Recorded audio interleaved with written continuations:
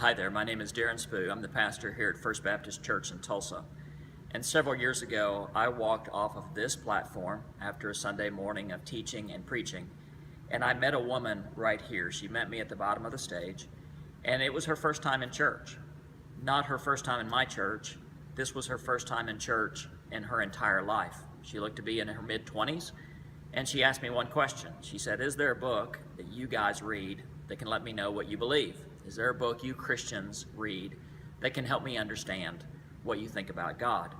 Now, I know the right answer. I just wasn't sure the right answer was the best answer. The right answer is the Bible, but the Bible is so immense. How can the Bible be more approachable? So that is what gave birth, that conversation gave birth to an idea of selecting 40 chapters from the Bible, 20 from the Older Testament, 20 from the New Testament, as a means for people to step in for the first time into reading the Scripture.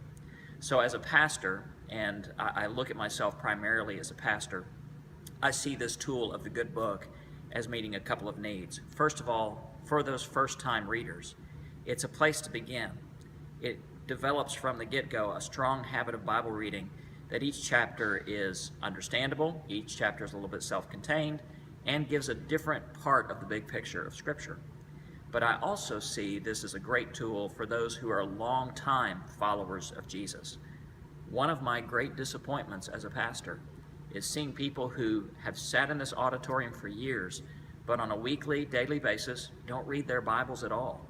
If given the right tools, and if given the right motivation, they may step in and begin reading and rediscovering the love of God.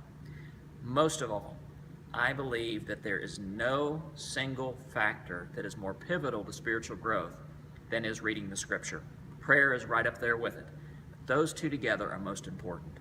More than any programs or any special emphases we can have as a church, simply reading the Scripture will spark spiritual growth in my people and in your people as well.